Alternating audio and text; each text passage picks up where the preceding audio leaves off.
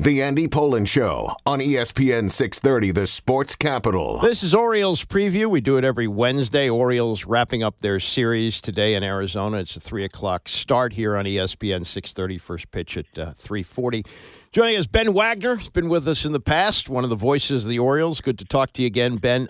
Let me ask you about this. This is a little off the beaten track before we get to the Orioles, but back in the Stone Age, when I used to go and cover baseball in spring training, and the season would start on a more reasonable date, like April 15th, it was a big deal to have an NCAA tournament pool in spring training among the players. And, prior to CBSSports.com, where they would, calculate it for you, there would be like this big chalkboard, and they would put in the scores of the games along the way. Now, with the season starting as early as it does, and it's starting right in the middle of the tournament, is that a factor at all on the Orioles team? Were they involved in that in any way? I cannot speak to the last week or so if guys were, pulling brackets out of backpacks and following along, with highlighters. Yeah. Or circling winners and that kind of stuff. Oh, you're old too. Bracket, yeah. I am of a certain different demographic. Yes. Yeah. Yes. I was one of those kids growing up, that would sit on Sunday and Selection Sunday and try to scribble out as fast as I could the teams and fill in the blank brackets. Remember when those used to come in a newspaper? Yep. And you would have the blank bracket. And you were like, okay, who's going to Indianapolis? Who's going to go to Raleigh? And you were trying to scribble it all out. Yeah. Those days are in the past, right? Everybody now is in charge. I will tell you this. There is always a ringleader around a couple of events. When you get into the fall, it's, okay, who is the guy that's going to run the fantasy football? That's always one thing. We are currently in the climate of the Masters pool. Oh, yeah. Masters dominant golf conversation among baseball players. And I am telling you, this is universal. It doesn't matter if you're in the Orioles clubhouse or you're out in Los Angeles talking to the Dodgers. This is a thing. And then, of course, the NCAA tournament where guys will rally around and make kind of the off-cuff bet, between, let's say somebody went to Florida and, somebody went to Houston, or somebody's got an allegiance to Houston, like Colton Cowser, obviously big Houston guy, Sam Houston State. There would be these little side bets, plus then tracking the bracket, but everything's done online now. Yeah. So you don't get the real feel and the witty banter. Something that's really recent though has been the Four Nations. Where Tyler O'Neill was chirping a lot of the hockey guys, and the coaches were giving some grief to Tyler O'Neill and his Canadian hockey allegiance too. But it's fun. It's all good-natured. So, yes, that kind of stuff certainly exists. On the serious side of this, I know football has these cockamamie rules that you can bet on other sports. You just can't do it inside the locker room. Does baseball have anything like? I know obviously you can't bet on baseball, but is this okay? Is this all kosher in the clubhouse? As far as I know, I mean, but you cannot take a step inside a major league clubhouse without seeing the first thing plastered on every clubhouse door or wall immediately when you walk into it. And it's now in multiple languages about the gambling restrictions and betting on baseball. It is certainly a thing, and it is certainly, at least from a game perspective and people that are directly connected to it, that is a no-no. That is certainly a no-no, and I think probably brought more to the forefront in people's minds now with Shohei Ohtani and his interpreter, access to funds, and that whole debacle that happened in Los Angeles with the Angels. Yeah, no question. We're talking to Ben Wagner, one of the voices of the Orioles, as we turn to far more serious stuff, and a pitching staff for the Orioles that is already starting to get decimated. Grayson Rodriguez hasn't started the season. Zach Eflin is now injured with a shoulder injury. They hope it's not serious. And Charlie Morton, their big offseason pickup, is now 0-3 with an ERA close to 9. Where is the concern level right now for the pitching staff? I think it's about at a 7 on a 10 scale, because not only are you seeing mixed results in what the starting five was, and there was somewhat of a question who that starting five would be, but I think going into spring training, if you came out of it healthy, and you mentioned the dings that they already took, and the first domino to fall was the guy that was going to have the ball on opening day, and Grayson Rodriguez.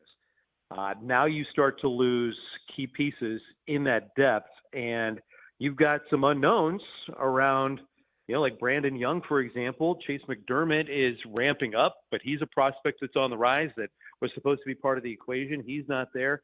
And then the guys that are supposed to be the stalwarts here, and most notably Zach Eflin, lands on the injured list. It's certainly disappointing. And the reason that I think it ratchets up in concern is because you don't have the insurance policies to get here. What you do have, though, is a little bit of forgiveness in the schedule with a couple of off days following suit. Off on Thursday and then again off on Monday. So you can get by and evaluate how long this thing is going to be with Zach Eflin before you really need to seemingly make a move, unless they want to give these guys a blow, which, Charlie Morton, Tomo Sugano, these are not young guys.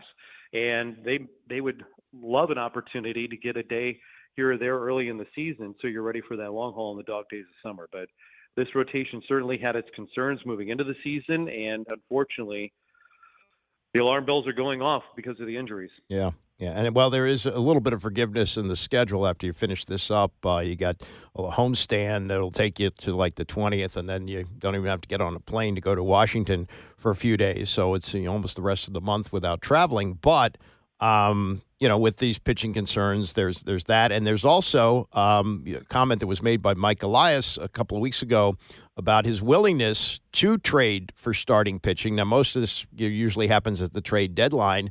But, I mean, with where they are right now, could he be looking to make a deal pretty soon, do you think? You have to certainly be looking at the deals now, though. Everybody else is realizing what situation the Orioles are in, and the price is going to be a king's ransom. Mm-hmm. So, I mean, somebody is going to say, well, this was good in our conversation when you were talking about acquiring this player X in March, but now there is a certain need. Now everybody knows the price is going up for what you can get in your return.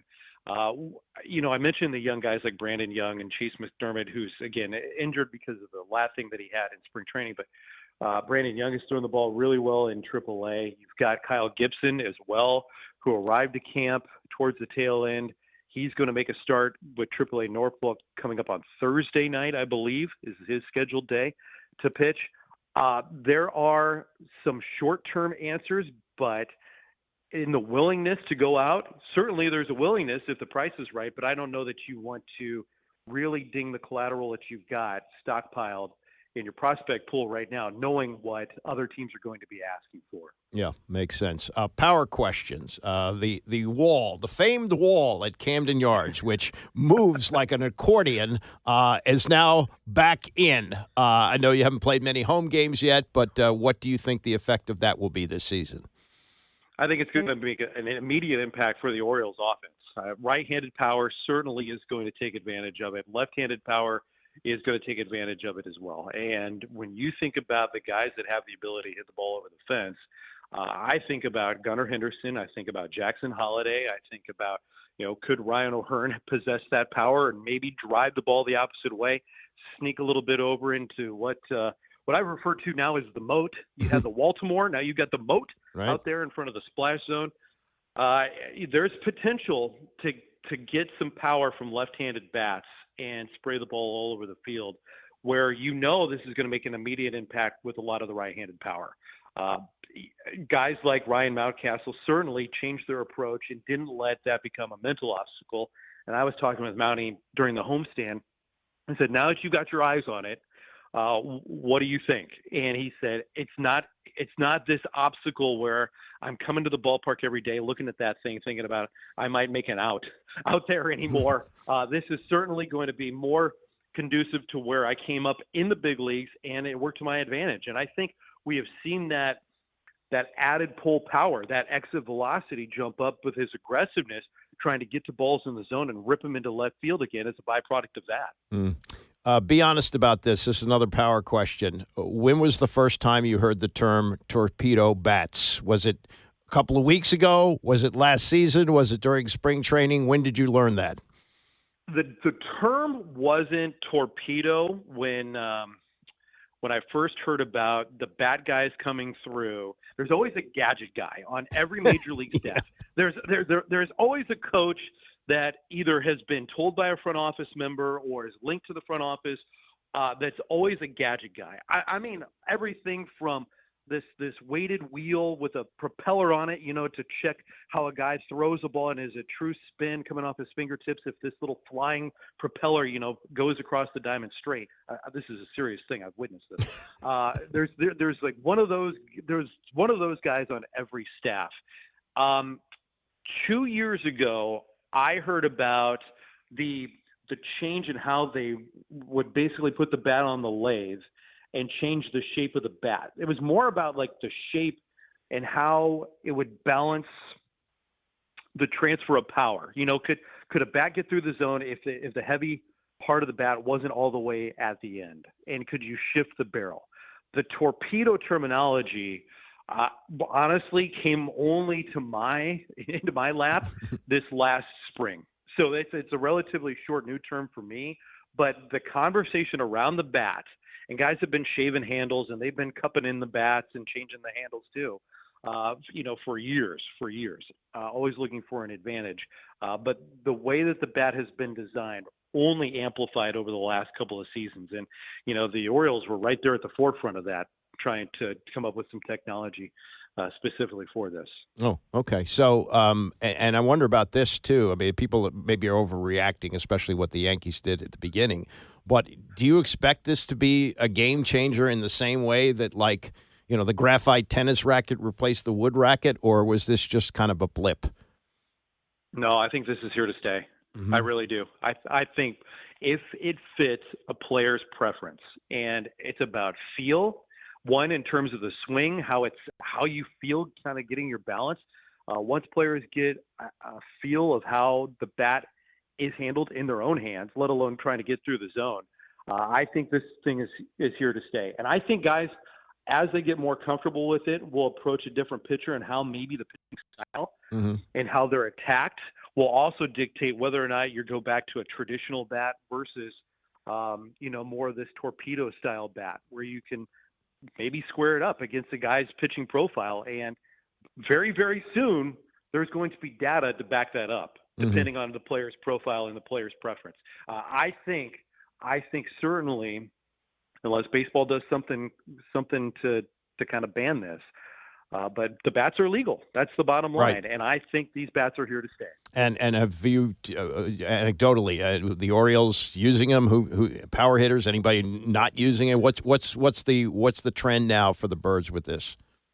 Growing. It's certainly growing. Some guys have worked with these bats in a cage as early as last year and tried it out when they got a couple of prototypes here. Adley's got one. Jackson's got a couple floating around the clubhouse as well. Some guys have used it in games already. It's for me, and talking with the guys, and they've only been home that one homestand, where you can really see the kind of the traffic going in and out of the cages. This is something that the Orioles are certainly trying to get accustomed to. And I think this is only magnified because, yes, what you mentioned, the Yankees had 9 home runs on opening day, and Jazz Chisholm has been right in the thick of this thing with his power surge and taking advantage of that short porch and right with his new torpedo bat. I think sprinkled in on personal preference, I think this will just continue to grow within the game, certainly in the O's clubhouse. Okay. All those dads that bought their kids a certain shape of bats is going to cost you more money, sounds like. Yeah. You drop 3 bills to hit a 15 hopper to the shortstop. Right. Yeah, right. Yeah. Dad, I'm sure I can make the varsity if you buy me a torpedo bat. Hey, all right. Good to talk to you, Ben. Best of luck. We'll catch up soon. Thanks very much. Reach out anytime. Good chat. Thanks. That's Ben Wagner, one of the great voices of the Orioles. Orioles on today, 3 o'clock pregame as they close out the series with the Diamondbacks. We'll have more on Orioles preview as we continue.